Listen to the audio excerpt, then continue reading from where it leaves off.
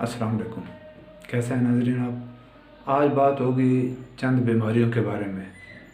बीमारियां से मतलब मेरा ये नहीं है कि नज़ला, ज़ुकाम, सर दर्द, पेट में दर्द। बीमारियां ये वो हैं जो मुआशरे तबाह कर देती हैं। जो हमारा मुल्क अल्हम्दुलिल्लाह मुसलमान मुल्क है, और जो हमें कुरान और सुन्नत ने जो रास्ते बताए हुए हैं उसके मुताबिक वो बीमारियां नहीं होनी चाहिए, लेकिन इसके बावजूद हमारे मुल्क में वो बीमारियां हैं। और वो आपस में तफरक़ेबाज़ियाँ, लड़ाइयाँ, नाराज़गियाँ, क़त्ल व गारत, मतलब दीन से दूरी की तरफ ले जाती हैं। तो वो बीमारियाँ कौन कौन सी हैं? उनमें है हसद, मिलावट, जेलसपन, ज़िना, नाप तोल में कमी, झूठ, ग़ीबत, चुगली, हराम की कमाई, बर्दाश्त में कमी, सूद। और इन सब से जो बड़ी बीमारी है वो है शिर्क। शिर्क के बारे में तो अल्लाह ताला ने फरमाया है कि मैं हर गुनाह माफ़ कर दूंगा, हर गलती माफ़ कर दूंगा, लेकिन शिर्क एक ऐसा गुनाह है जो अल्लाह ताला ने फरमाया कि मैं कभी माफ़ नहीं करूंगा। तो ये बाकी जितनी बीमारियां हैं, ये हमारी बीमारियां सिर्फ़ ईमान की कमी की वजह से हैं। इनकी वजह से आप लोग देख रहे हैं कितनी नाराज़गियाँ पैदा होती हैं, कितनी लड़ाइयाँ होती हैं। कई लोग अपना नुकसान कर जाते हैं, अपनी फैमिली का नुकसान कर जाते हैं। देखें, जब बंदा अंदर अंदर ही इतना कुढ़ता रहता है, उसके अंदर जेलसपन, हसद इतनी हद तक हो जाता है, तो वो घर में भी बैठा होगा तो अपनी फैमिली के, बीवी बच्चों की भी कोई बात उसको अच्छी नहीं लगेगी। तो उसकी लड़ाइयाँ फैमिली के साथ भी इसी तरह चलती रहेंगी और अपनी भी वो सेहत ख़राब करता रहेगा। तो ये हमारा जो ईमान है, ये हमारा जो दीन है, कुरान और सुन्नत है, उसके मुताबिक है हमारा ईमान। तो हमने ईमान अल्लाह और उसके रसूल सल्लल्लाहु अलैहि वसल्लम उनकी ज़ात पे रखना है, ना कि इस चीज़ पे। किसी की अच्छी चीज़ देख के, उसका अच्छा घर देख के, अच्छी गाड़ी देख के, अच्छा ओहदा देख के, उसके पास दौलत देख के, इन चीज़ों से जेलसपन जो है, इससे अल्लाह पाक हमें माफ़ फरमाए।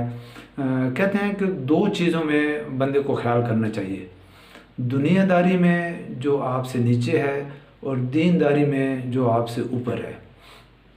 आपसे ऊपर वो है जो बंदा 5 टाइम की बाजमात नमाज़ पढ़ता है, तिलावत कलाम पाक पढ़ता है, अखलाक उसके अच्छे हैं, बोल चाल उसके अच्छे हैं, लोगों के साथ उसका लेन देन, खिदमत खालिक, हुकूकुल्लाह, हुकूकुल इबाद, इन चीज़ों का बाकायदगी से ख्याल करता है और उस पर अमल करता है, तो वो समझे कि दीनदारी में ऊपर है। तो दीनदारी में हमें जो ऊपर है उसकी पैरवी करनी चाहिए, और दुनियादारी में जो नीचे है उसका ख्याल करना चाहिए कि चलो जी, हम तो 3 टाइम की बेहतरीन खा रहे हैं, लेकिन कुछ ऐसे लोग भी तो हैं ना कि जो बेचारे पत्नी 1 टाइम की खाते हैं, 2 टाइम की खाते हैं, या किसी दिन अल्लाह ताला महफूज रखे हो सकते हैं भूखी सो जाते हों। तो हमें दुनियादारी में जो है वो अपने से जो नीचे हैं उनको देखना चाहिए, और दीनदारी में अपने से ऊपर वाले का। लेकिन ये जो बीमारी हैं, ये इंसान को भी अंदर अंदर से खोखला कर देती हैं और मुआशरे को भी अंदर से खोखला कर देती हैं। तो हमें बहुत ही एहतियात से चलना चाहिए। अपने अंदर ईमान की जो कमी है वो पूरी करनी चाहिए, सब्र बर्दाश्त हमारे अंदर होनी चाहिए। कोई बात हो भी जाती है, हो जाती है यार, बंदों के साथ कोई लड़ाई हो जाती है, कोई ऊंच नीच हो जाती है, कोई ऐसी बात होती है, तो अपने अंदर बर्दाश्त पैदा करें। यार, एक बंदा अगर आपको गाली दे देता है तो आप भी उसको बदले में गाली दे देंगे, तो उसमें तो आप में फ़र्क तो कोई नहीं है ना। एक किसी वजह से ऊंची आवाज़ में बोल जाता है, आप भी उसी तरह बोल देते हैं, तो फिर फ़र्क तो नहीं है ना। अपने आप को थोड़ा सा बुलंद मकाम पे रखने के लिए कुछ बर्दाश्त करना पड़ता है, अपने अखलाकियात जो हैं उनको आला रखना पड़ता है।